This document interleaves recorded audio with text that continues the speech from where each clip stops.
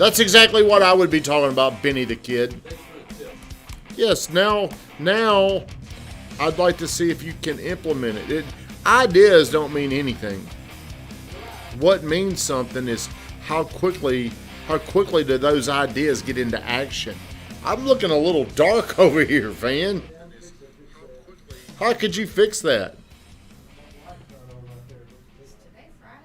Today, hell yeah, it's Friday. Who's ready for the big snow that's going to come in? You think we're out of batteries, Van? No, I don't know what's wrong with this puppy. Well, I'm in the dark. I'm keeping y'all in the dark right now. What happened? Oh, man. Whose fault was, you know whose fault that was? Julia, do you know whose fault that was? It was my fault. Damn it. Good morning, everybody. Happy Friday. I hope you've had a great week. I hope you're excited about the weekend. I hope you're still excited about the new year. Most importantly, I hope you're excited about your life. Speaking of life, we're going to 60 seconds of gratitude this morning is about my dog, man. I might start crying. Some of you have been over to her house, and when you come over there, you see Lucky and how he's walking. Have you ever noticed he's not walking right, Josh? I know you don't observe a lot of things, but my wife got the bad news that our dog is going to have to be put down. And I mean, if you follow my social media, you know how much that guy means to me and my wife. But I'm thankful. I'm thankful for all the smiles. Even right now when I see that little guy smile, I think he's smiling back at me. So that guy has meant so much to my wife. At first, I didn't like Lucky. Got a confession. At first, I didn't like him. He was annoying, and he was very protective of his mama. Whenever we first started dating, Josh, and we would do adult things, Lucky would, every time it would happen, he would go get something and like make a mess every single time. He'd see it would start, he would run right over to the trash can and make a damn mess. Every time. Good morning, Edward. Hey, where's Edward at today? Has anybody seen him or heard from him? He's sick. Oh, is he still sick? Edward, get well soon on the contamination. Chris Clark, thank you for getting on here, Jan. But today, and if you see my wife, give her a hug because she has been through hell. I mean, she has been through so much the last 2 years. Her grandfather had a stroke, her grandmother, and I mean, it's not looking good at all for him. Right now, my wife is being built. She's been really chosen by God to become like the strongest person ever in the world because of what she's going through, and she's getting through it, and it's going to make her stronger. We don't know all the reasons why this is happening right now, but right now there's so much weight on her shoulders, and she's handling it, and it's something that I admire about her. But I don't want to get off onto her business. That's her story to tell. But I love you, baby. Thank you for getting on here this morning. What I will talk about is the power of connection. Do you know what connection is? I'm trying to think of it as. While you think about it, please like, comment, and share the stream. See, I forgot to tell everybody that. I'm not connected to the people. What happened here whenever I forgot to get this light connected to the electrical piece right there? What happened? The light wasn't working. The same things happen in relationships with people.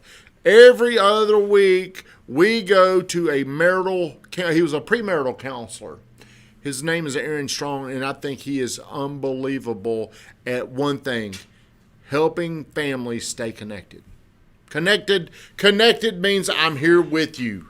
Do you know what the difference between sympathy and empathy is, Josh? Mm-hmm. What? Sympathy is like, oh, okay, whatever. Sorry. Empathy is like, I feel you. I'm with you. I'm right there with you. So like right now, my wife is going through her grandfather and Lucky. And sympathy wants to start it makes me want to start saying things to make her feel better. Mm-hmm. Okay? But empathy is when I'm just right there and I'm hugging her. Because no words are going to fix this problem other than the fact she knows I'm right there with her right now. Say what? You're going to have me crying in here. Why are you a little crybaby? Because I'm just. What is that? See, whenever you hear this, there's a connection you're yearning for. Like whenever you watch a movie, like I watch movies and things on there make me cry. like Rocky. I cry on Rocky. When I was younger, I didn't cry at that. Now, looking at this underdog dude, have you seen Rocky? I made my wife watch it not too long ago, and I was tearing up at the end. Whenever this dude was a bum, nobody believed in him. He didn't even believe in himself, and he got a chance to fight the heavyweight champion of the world. He was a tough guy that was committed, though. And he found this woman. Do you know who he found? Adrian. And she was a girl that they just kind of connected. Two oddities, two weirdos. They're both kind of weird, weren't they? Yep. They're a little awkward. They're a little off. But he goes through. He loses the fight, but it's like the best fight you've ever seen on TV. I mean, it's unbelievable. And all he can do is look for Adrian, like his little superpower, his connection. But whenever you're with people, they've got to know, people have to know what your intentions are. Like whenever I call you a dumbass or a dipshit, those words probably don't bother you as much because you know where my heart is. Do you know that? Mm-hmm. Where is it?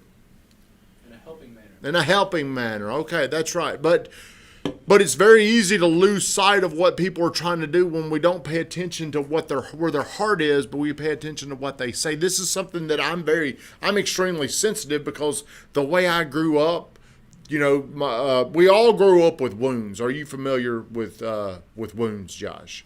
When you were a kid, maybe people made fun of you because you had red hair. Did they? Mm-hmm. And you were pale white, and you weren't very athletic, and you're dumb. You had a lot of things working against you.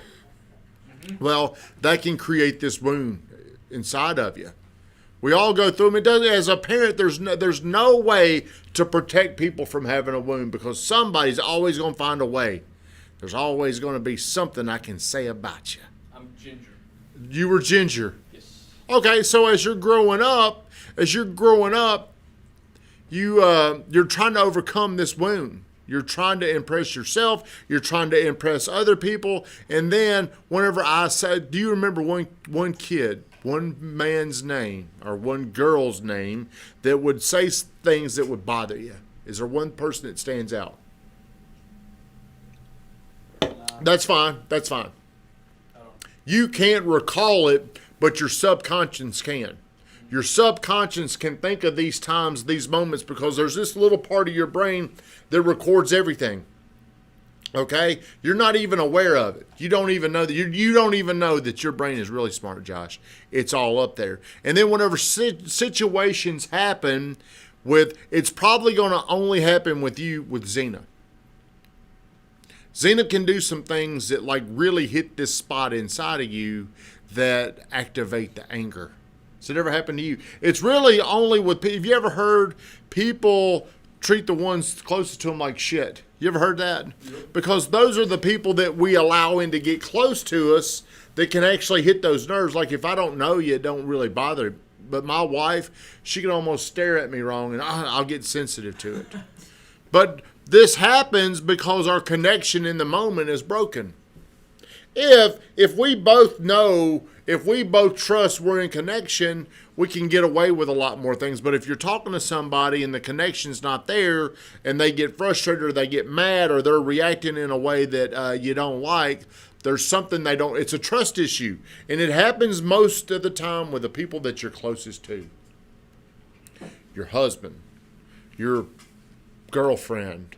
Whenever you say something to her, you hit a raw spot on her and she does not feel connected to you. Does that make sense? Am I making sense? Yep. Do you understand what I'm saying back there, Remy? Yes. Who are you texting, a lead? No, I'm sharing it. Oh, you're just now sharing it? Well, I appreciate that.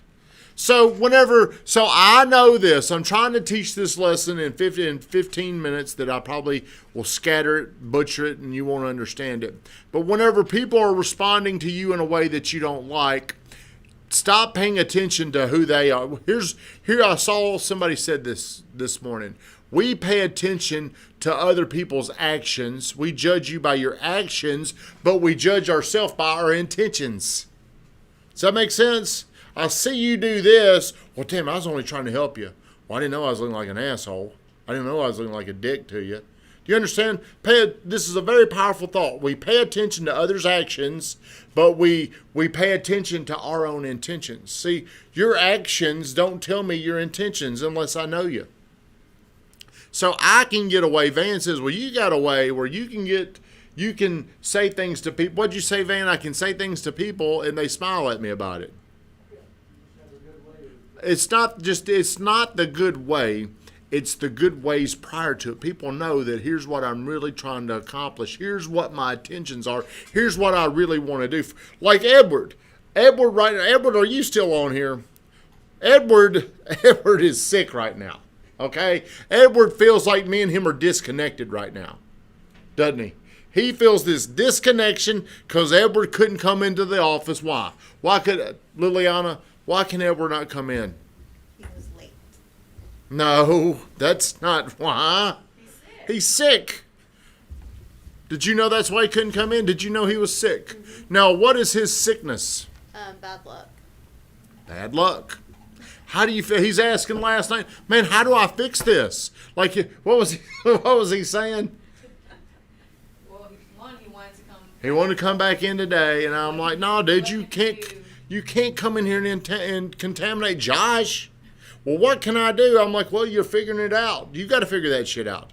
He made 102 calls yesterday. He's overcoming that sickness, but he feels disconnected. Do you feel disconnected from us right now? Do you feel disconnected from me? Here's what's the funny part. He's actually probably connecting with me more because I know how hard he's trying to prove himself.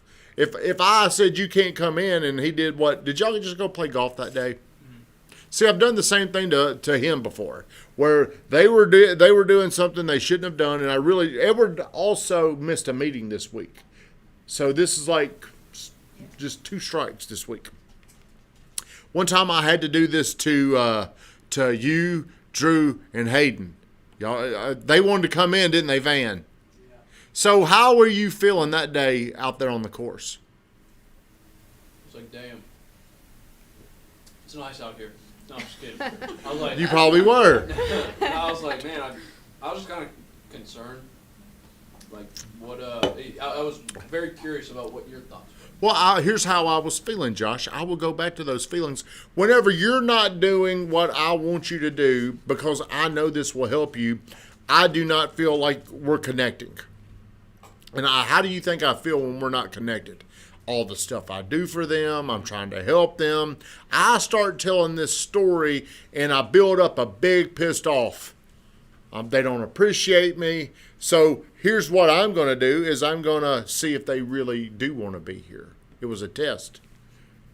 Some people like Van might say it's a childish test. But for me to get connected with you, I need to know where you are, what you want. So Edward, even though he's having a sick attack, panic attack, whatever he's having back at home, he's showing me that, hey, I want to be connected. So, is it messed up? It's a little messed up, isn't it? I don't think so. You don't? I don't either. Do you think it's a little messed up? Do you? Are you sure? No. Van, what do you think? Liliana thinks that she's the only one that, hey, are you sick? Huh? Have you been around Edward? But look, here's what's going to happen to Edward. Do you think this gets Edward's attention? Yes. Okay. All I care about is getting people's attention to get them on the right track. I don't care about making you feel good. I care about you having the life that you want, because Edward has demonstrated to me that he's got a unique ability to prospect and get people in here. Would everybody agree with that? We can say whatever we want about the guy, but he has a very unique ability to get people on the phone and get them into the office. So I see Edward, okay, you've got this figured out, Edward, but these next steps that you're going to have to get to are going to require more responsibility out of yourself, personal responsibility. You're going to have to become more disciplined. You're going to have to hold yourself to a higher set of accountability. And as he does this, Edward, I'm telling you, I don't like to tell Edward this because he pisses me off a lot of times. But I will say this about Edward: he's got a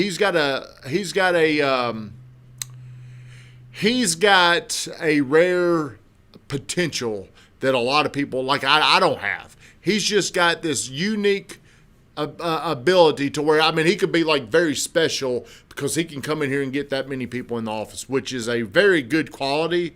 But he, as I was saying yesterday, he's got some blind spots. He's got some barriers that for him to get to this level, he's got to overcome those. So the way I'm connecting with Edward right now is I'm pushing him to become the best version of Edward.